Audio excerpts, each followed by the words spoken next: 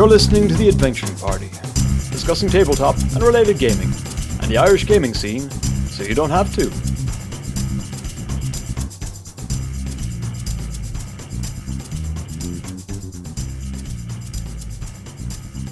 Welcome to the party. I'm Shane. Oh, bugger, I'm drinking whiskey. I'm Savage.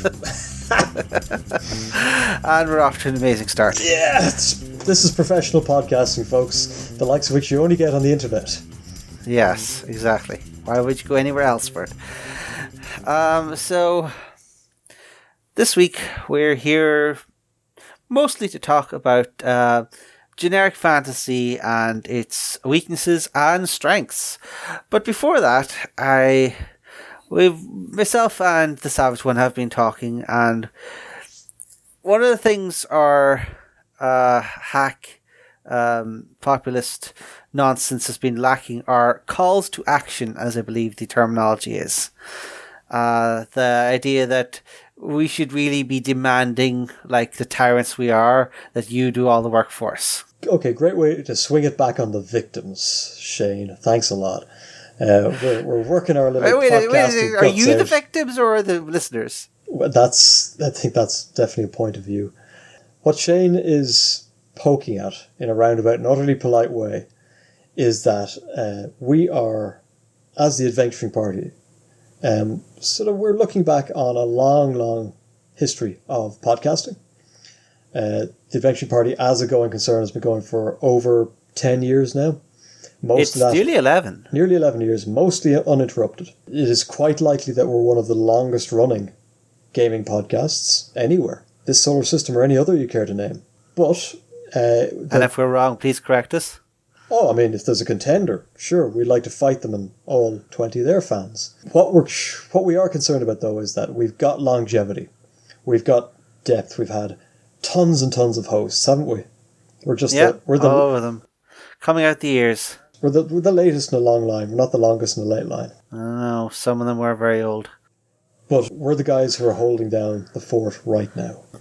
And it is, just looking at the numbers, it's pretty clear that in its current form, the Adventuring Party isn't really performing up to its fullest potential. We would like to reach more people. We would like to hear from a lot more people. We'd like to feature more people, be they guests or hosts. And right now, we don't have any of those things. We don't have the numbers of listeners that we'd like. And the only correct answer to the inevitable question is more. We don't have the number of hosts we'd like. Again, we'd like more. We don't have a lot of feedback these days. Now, there were times when we could do mailbag episodes. But the gigantic rustling mailbag of legend. Yeah, we may have fudged the numbers on that one slightly.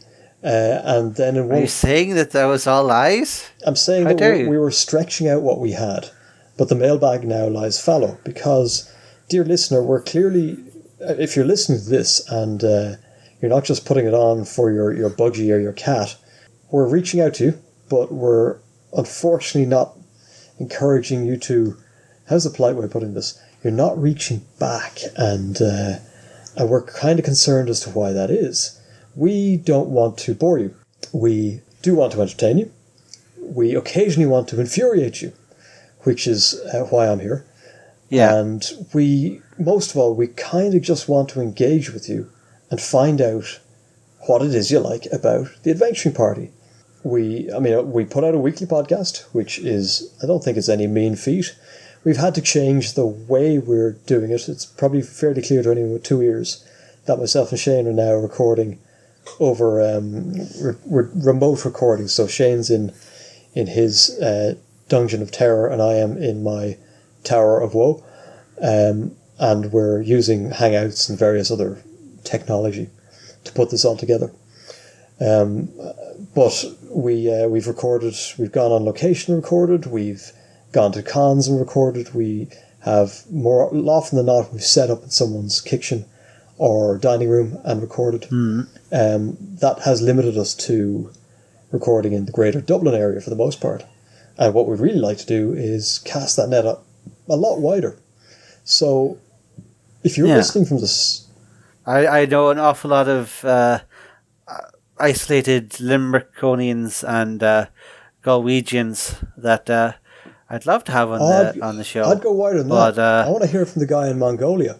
Oh, we have the stats. We know you listen. Our soul. We how regular is the Mongolian download? He's a goddamn rock. You just take it from me. Mongolia's representing. I kind of imagine him as a Joycean scholar in exile, but tuning in to hear the latest goings on in gaming. Anyways, listener, if you're currently in Mongolia listening to this, please let us know. We want to know literally everything about you.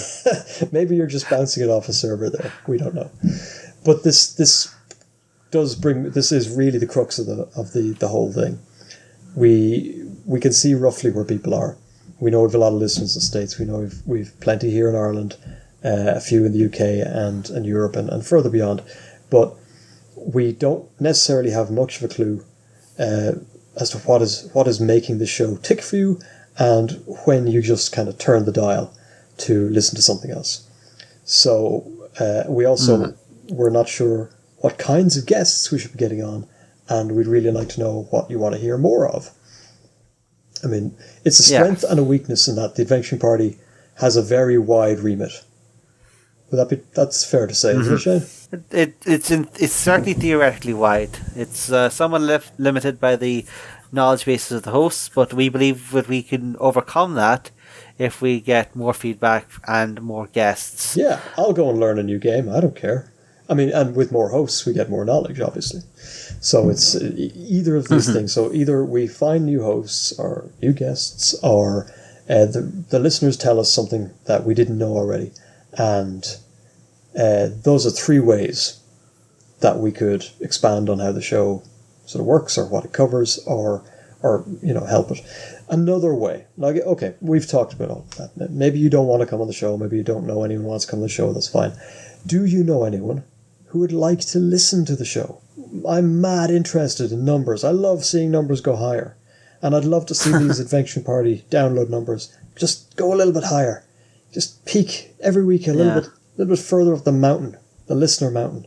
I want to crawl across a big old mound of listeners and see heady highlands. We're not trying to be accusatory to your listeners. We're not trying to say that you've failed us in any great way.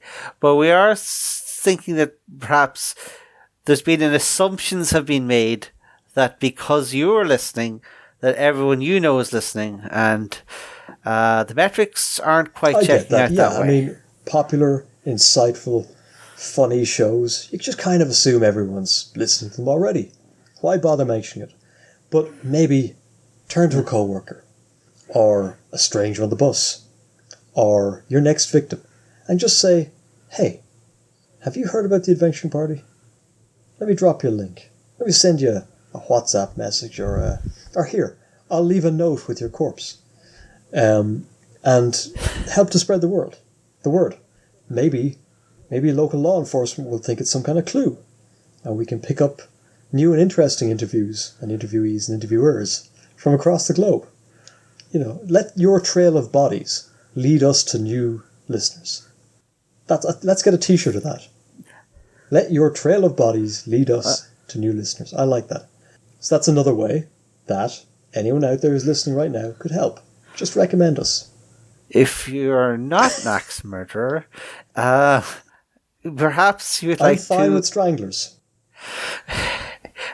The simpler way to help in driver engagement or metrics, or was it search SEO or something, to let us know why we're idiots and we should stop spending the first 10 minutes of our podcast complaining about not being popular, is we are putting together a survey through the power of Google to ask people what it is they like most about like most and hate most about the Adventuring Party in its current form. And the link to that will be in the show notes, where we've already organise a meeting to perfect this survey. Look, all you need to know is that when you're listening to this episode, just scroll on down to the description. There'll be a link to the survey. please go and fill it in. It'll be full of questions. Questions we hope will lead to answers. Answers that we hope will lead to enlightenment. Enlightenment that we hope will lead to better podcasts. More podcasts. Preferably our podcast. While I'm not quite the egomaniac that Savage is, I do think I do get a big kick about engagement, commentary, people arguing with us, people agreeing with us, mostly the first. And just the sense that we're part of this greater Irish gaming scene and we're contributing to people's lives. That's the juice that keeps me in front of the mic. I can't say that I particularly crave validation, but I cannot stand being ignored. So if I need to pick fights, I'll pick fights. I don't care. I don't care anymore. I'm mad as hell, and I've had enough of. Remember, Savage believes that Critical Role is a curse upon D&D, and that the entire Critical Role Reddit needs to be warned immediately. So, anyways, those listeners who are left with us now, who aren't thinking about getting us swatted, let's just break it down. We would, if you want to come on the show, or actually, here's a great idea. Someone said this to me the other day. Conrad Kinch, who's been a previous guest, great guy, has his own podcast. We'll put a link to that in the show notes, called Send 3 and 4 Pence. You can find it on Spotify, Apple iTunes. Go listen to it. It's great. He said something interesting. He said, why don't you take call-ins? And I said, how did you get in here? And once we'd finished, turned out it was his car. Once we were finished with that, and he put down the stick, he said, why don't you take call-ins? Why don't you, if listeners have a question, they should just record something on their phone and drop it in an email, like a piece of audio. Or could we set something up? I don't know if we can set things up. We'll figure something out. But if you've got a phone, you've got a voice recorder app, email us. Yeah. Email info at the Adventuring Party. Don't tell anyone, but those kind of voice recorder apps is how we do our intros. Yeah, exactly. So the quality is going to be fine. You can take a couple of shots at it. Maybe even write it down. But if you've got a question or a comment about anything we've covered in an episode, shoot us one of these voice recording things, like basically leaving us a voice message, and then we'll play it. Or you can say, please don't play this. Then we'll just listen to it and respond, right? Some people are conscious about their voices. I'm not. And I sound like this. But there's another way you could reach out. We'd love to get that kind of talk going.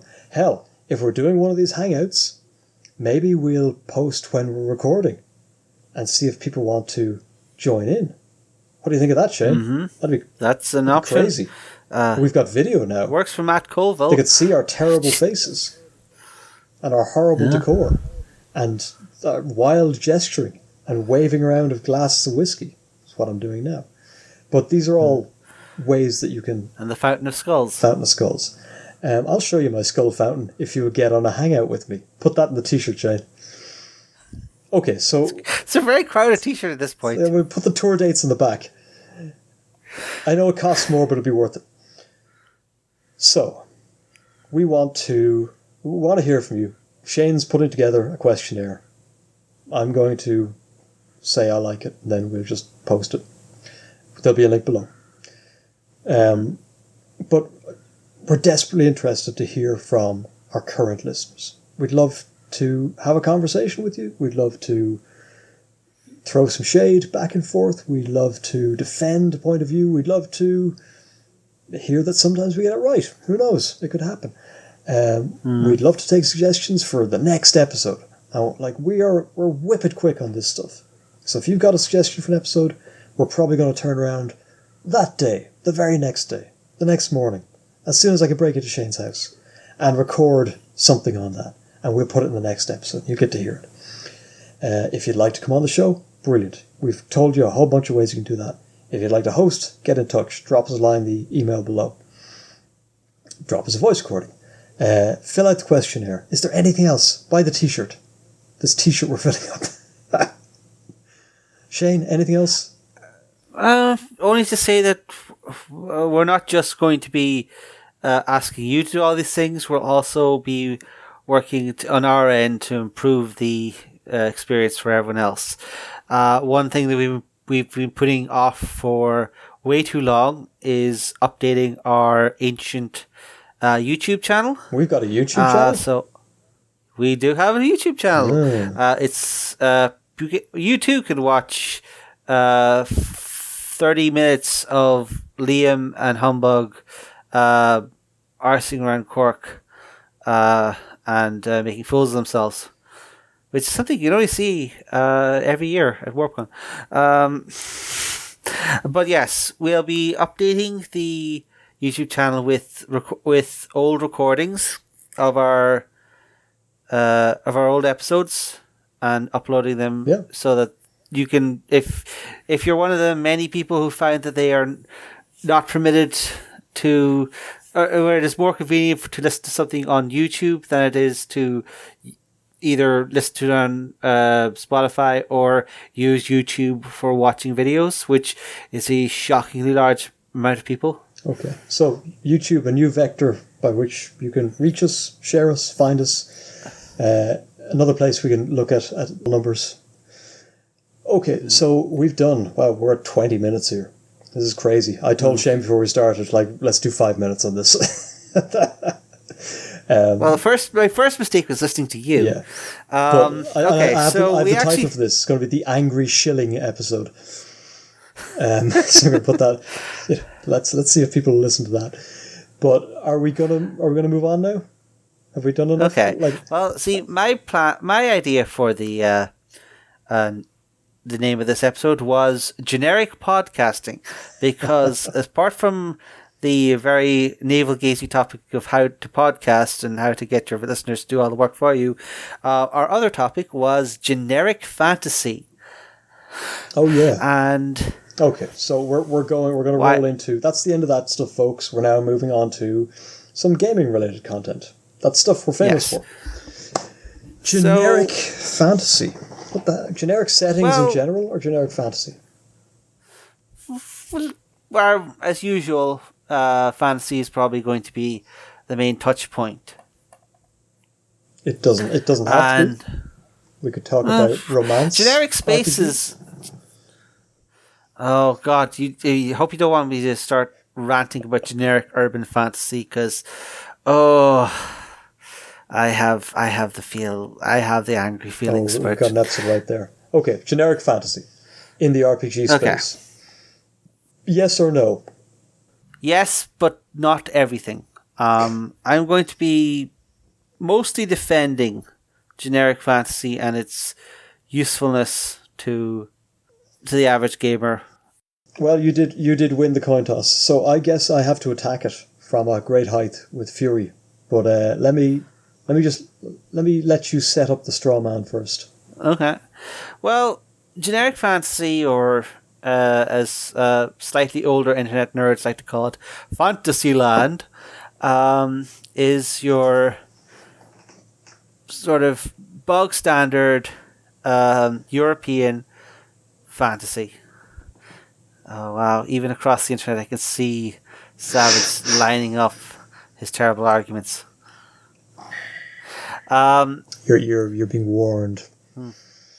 Okay.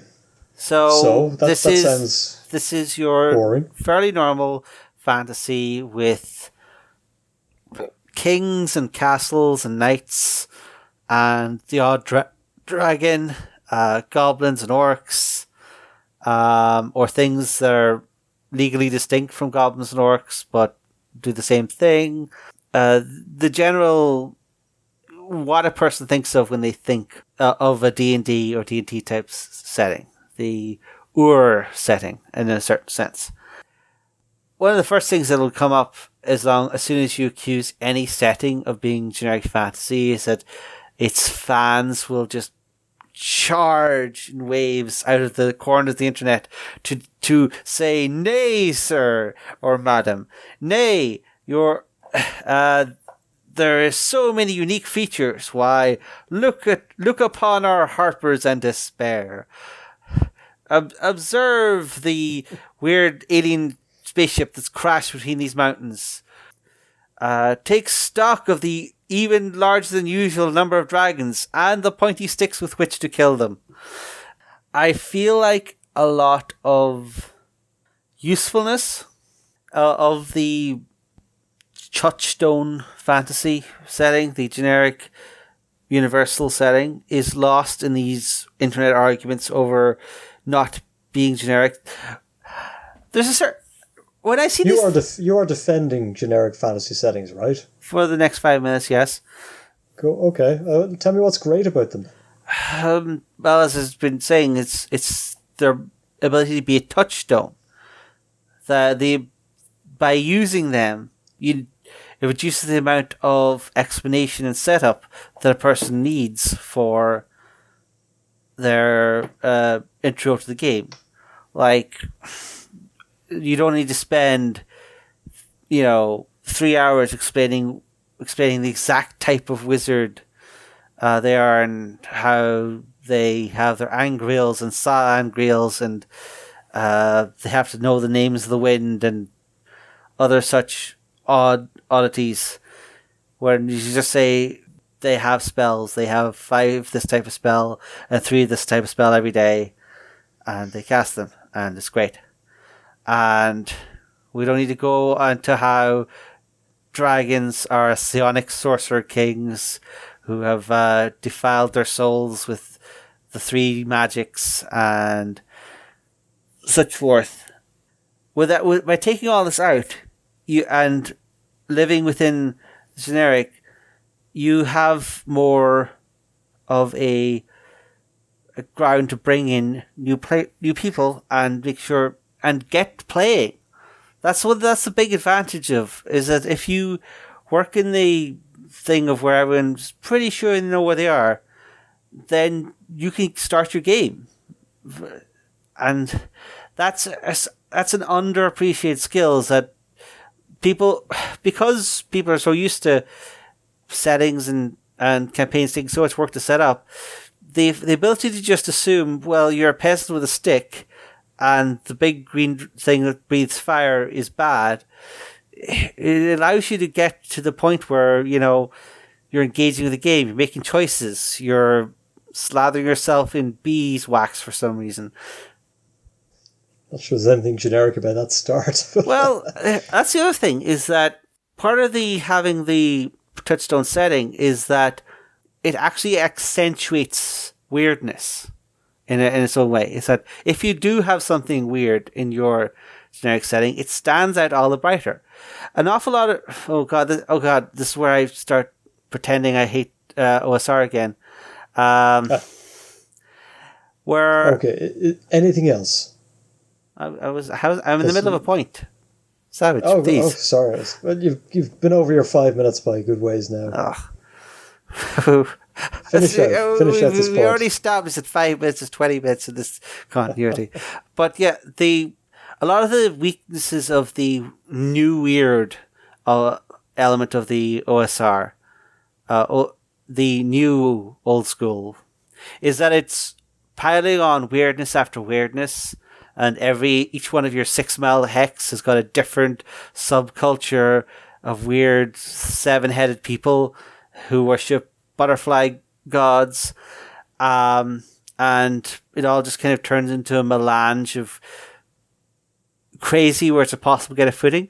But if you have your setting with just as 2 or 3 weird things, like Forgotten Realms, where, the elven cities have got these magical force fields, or Greyhawk, where the local equivalent of Hitler is actually a god whose parents are just terrible, terrible people. And by having 90% of your setting be understandable and just, oh, I get that, then the 10% that is actually unique shines all the brighter. That's my point. You seem unimpressed. You seem performatively unimpressed. Well, it is my job to tear down this temple of lies you have you have erected in front of our otherwise innocent listeners. Okay, generic fantasy setting. And you've described a number of generic fantasy settings by leaning on the things that make them unique, which I thought was an interesting tack to take. Do I like generic fantasy settings? No, I think they're rubbish. And I can prove they're rubbish. Who's selling one? Nobody. That's who.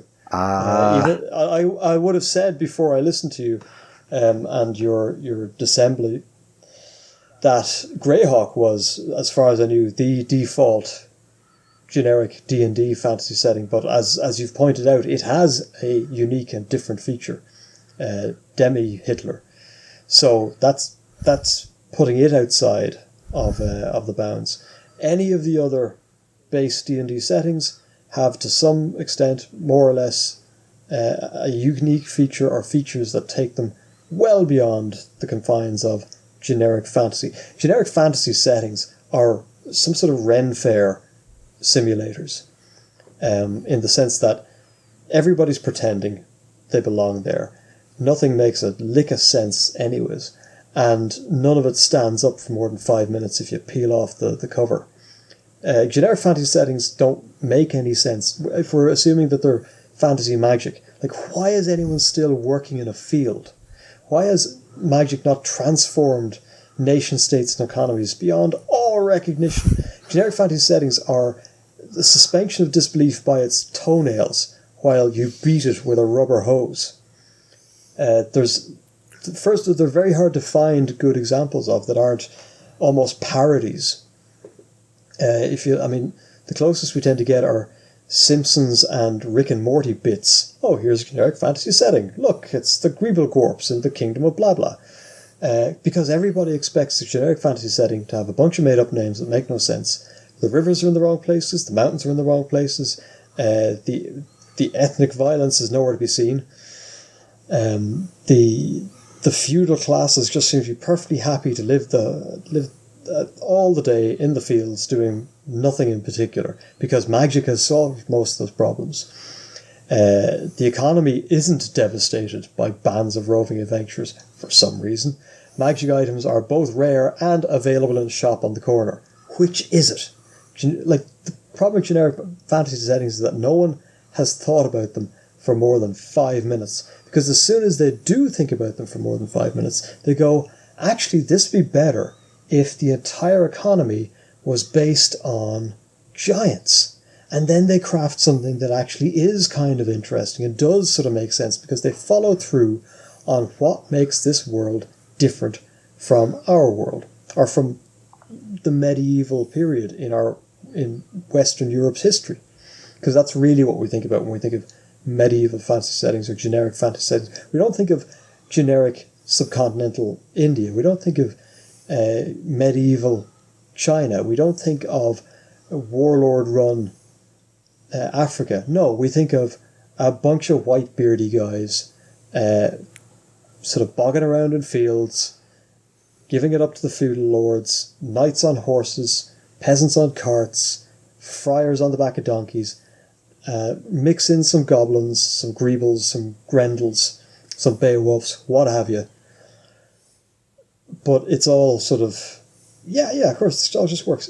None of it works. None of it makes a lick of sense. That's why no one really has any time for it. You almost instantly have to put something else on top it's like a pizza that's just cheese. Like, no one's going to look at that and go, oh yeah, that's a pizza I want to eat. Like, just a cheese pizza is someone who finished before they had started.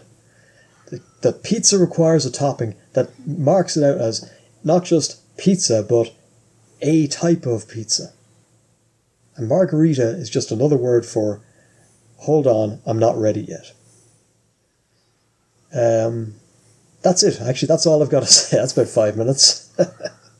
Generic fantasy settings suck, because they haven't been fully thought through. As soon as you think about them, they fall apart, and then you have to really add something else to make them stand out. No one's selling one because no one wants one. Didn't you spend 20 minutes last episode complaining about Matt Mercer releasing a generic fantasy setting? Yeah. More whiskey. Okay. Anyways, if the first 20 minutes of this podcast did not cause you to run for the hills, for the internet hills, and you stuck out the last 10 minutes while myself and Shane attempted to have a reasonable conversation about unreasonable things, then you're clearly the kind of person we like. No, you know what? Okay, this might be the whiskey talking. You're the kind of person we love. I want to hear from you. I want to hear your take on anything we've talked about, anything we haven't talked about, why we're completely wrong, why everyone's an animal, if everyone's like a talking animal, then it's just fine. That's talking animals are kind of a grand fantasy setting.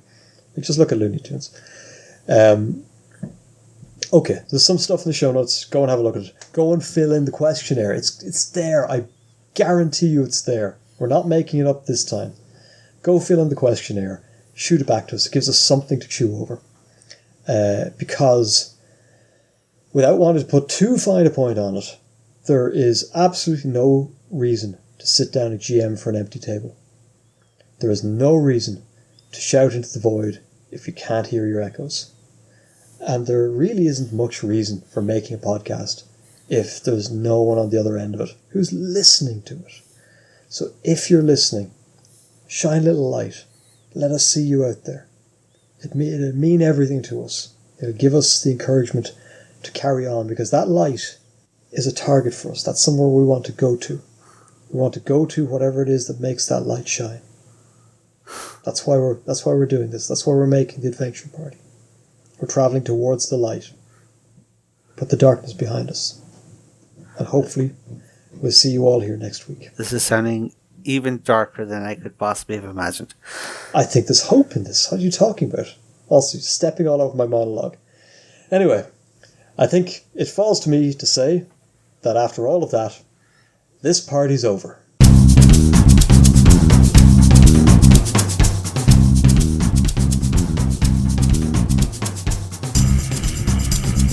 Thanks for listening to The Adventuring Party.